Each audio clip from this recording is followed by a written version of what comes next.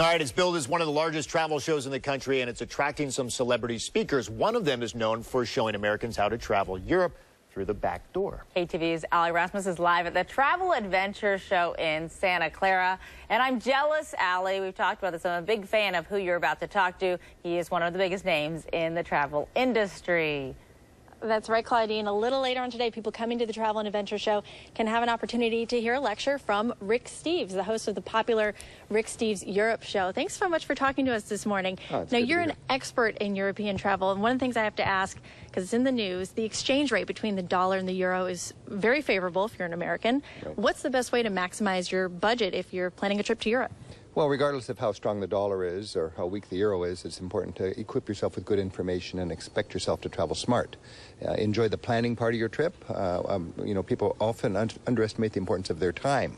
We Americans have the shortest vacations in the rich world, and we wait in a lot of lines needlessly. All of those lines you can get around.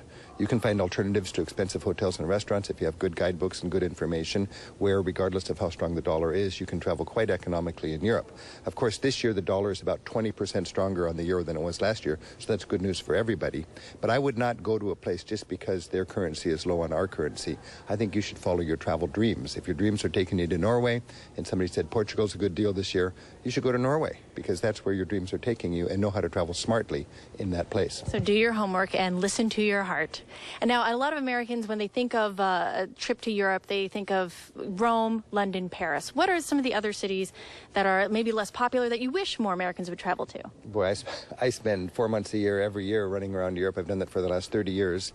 I write guidebooks to every city and every country in Europe. And I've noticed that a lot of the second cities, the old Rust Belt cities, the cities from the industrial age, are coming on strong right now.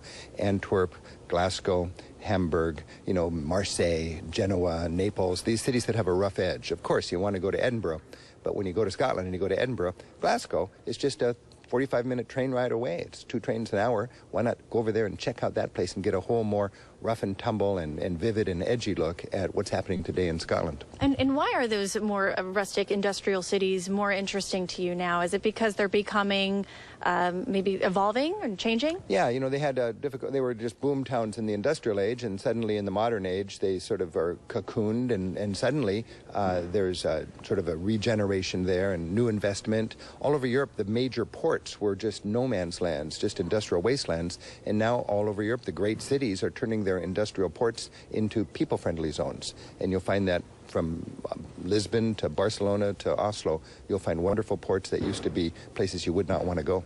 And you said that there's maybe a handful of cities that you are worth spending a whole weekend in Europe. Can you tell us what those are? Well, I do a lot of, we take about 20,000 people on 900 different tours around Europe in my Rick Steves Europe company. There's 35 different itineraries, and of those itineraries, 4 of them are just going to one city. And from our experience, from my experience as a person who's researching and setting up these guidebooks and tours, and our travelers' experience, 4 cities in Europe are well worth a 1-week vacation.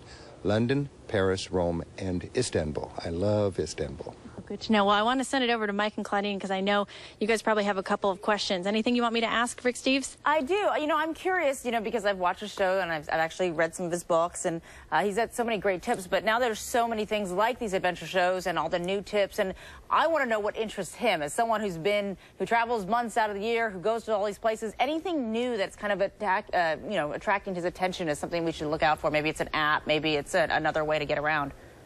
Okay, so Claudine's asking kind of about the technology and some of the innovations in travel. Is there any sort of app or website or something new that has caught your eye? Generally, I think the apps available are more distracting than helpful. I'm not a big fan of apps. I've got my own app. I've got a free app called Rick Steves Audio Europe that gives people self-guided tours to 40 of the great walks and museums in Europe, and tens of thousands of people are downloading and using that. But it's really important for you to be connected with Europe. Last time I was in Venice filming the gondolas, all these lovers in the boats were not looking at each other. They were looking at their screens, and it just distracts you. You got to be there in the moment. I don't think there's any magic new app. I think there's a lot of new information services. Of course, I write guidebooks, and now we're competing with Yelp and TripAdvisor and Cruise Critic. Those are great sources of information, but somebody's got to curate that stuff. And I think it's important to realize that now there's more than enough information. There's too much information. Our challenge is to sort through all the superlatives and find out what's really best for you. Again, we Americans have the shortest vacations in the rich world. We got to use our time smartly, and we need a good source of information so we can learn from somebody else's experience rather than our own and have the best possible trip. And that goes back to doing your research, doing your homework ahead of time before you plan a trip. Now, Mike has a question. Mike, go ahead. No, just a quick one. I'm just curious where he went on his first vacation ever. Oh, Mike had a good question. Where did you go on your first vacation ever? My first vacation ever? Well, I live up in Seattle, and we'd go boating up in the San Juan Islands, but my parents dragged me to Europe when I was a little 14-year-old kid.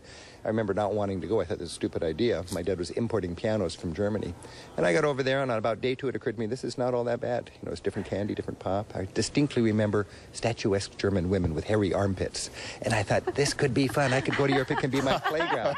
And I went for a couple of times, and then I realized I'm learning from my mistakes. Other people are making the same mistakes. What I'm going to do for my career, my mission in life, is to go over to Europe. That's my zone, my beat. I'm going to make all the mistakes, take careful notes, learn from my lessons, pack them into my guidebooks in hopes that other people can learn from my mistakes rather than their own and travel smoother. So I've been doing that for 30 years. I've got 100 people that work with me now. Technology beyond my wildest dreams to help Americans learn from my mistakes and travel, enjoying maximum travel thrills for every mile, minute, and dollar.